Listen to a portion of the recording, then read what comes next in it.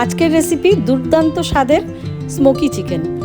এটা চেহারা দেখে নয়, এটা একদম বানিয়ে খেয়ে দেখতে হবে, না হলে বোঝা যাবে না যে এটা কতটা সুন্দর হয় খেতে।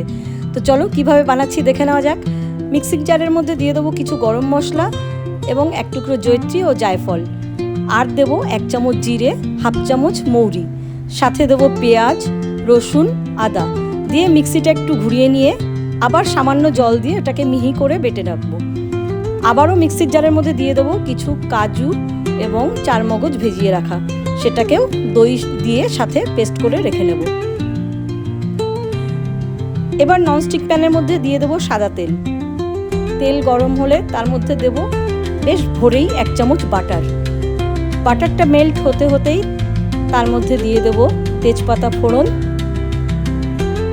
নাড়াচাড়া করেই দিয়ে দেব পেঁয়াজ রসুন বাটা মশলাটা।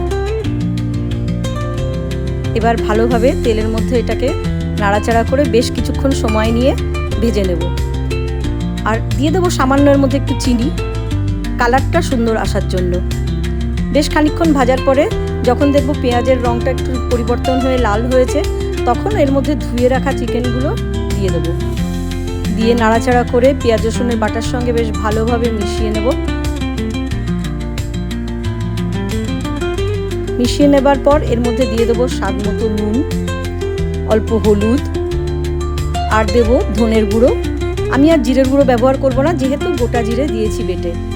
আর দেব একটু বেশি করে লঙ্কার গুঁড়ো ঝাল হওয়ার জন্য। এবার মশলাগুলো দেওয়ার পরেও খুব সুন্দর করে মিশিয়ে নিয়ে ঢাকা দিয়ে 10 মিনিট মতো মাঝারি আছে এটাকে ভালো করে হতে দেব। ঢাকা সরিয়ে আবারও নাড়াচাড়া করে ভালোভাবে মিশিয়ে নিতে হবে সম্পূর্ণ মশলা টশলা সব কিছু একসঙ্গে। তারপর দিয়ে দেবো এর মধ্যে কাজু বাদাম, চারমগজ বাটা আর দইয়ের পেস্টটা দিয়ে এটাকেও আবার ভালোভাবে মিশিয়ে নিতে হবে। কিছুক্ষণ কষানোর পর এর মধ্যে দিয়ে দেবো বাজার চলতি যে কোনো ভালো চিকেন মশলা। এর মধ্যে চিকেন মশলা ব্যবহার করলে গন্ধটা খুব ভালো আসে। কিছুক্ষণ আবার ঢাকা দিয়ে রাখার পর ঢাকা সরিয়ে যখন দেখবো কষানো হয়ে গেছে, দিয়ে দেবো এর মধ্যে গরম জল গ্রেভির জন্য। গ্রেভিটা যখন হয়ে দিয়ে দেবো বেরেস্তা। এবার আসল কাজ, এক টুকরো কয়লা গ্যাসের উপরে ভালোভাবে জ্বলন্ত করে নিয়ে যখন দেখবো ওটাতে আগুন ধরে গেছে, তখন গ্রেভির মধ্যে একটা বাটি রেখে নিয়ে তার মধ্যে কয়লার টুকরোটাকে দিয়ে দেবো। তার মধ্যে দেবো 1 চামচ মতো ঘি। ঘিটা দেওয়ার সাথে সাথেই যেই ধোঁয়া উঠবে সঙ্গে সঙ্গে ঢাকা চাপা দিয়ে এটাকে প্রায় 1 ঘন্টা মতো রেখে দিতে হবে স্মোকটাকে। ব্যাস ঢাকনা খুলে নাড়াচাড়া করে নামিয়ে নিলেই রেডি স্মোকি চিকেন।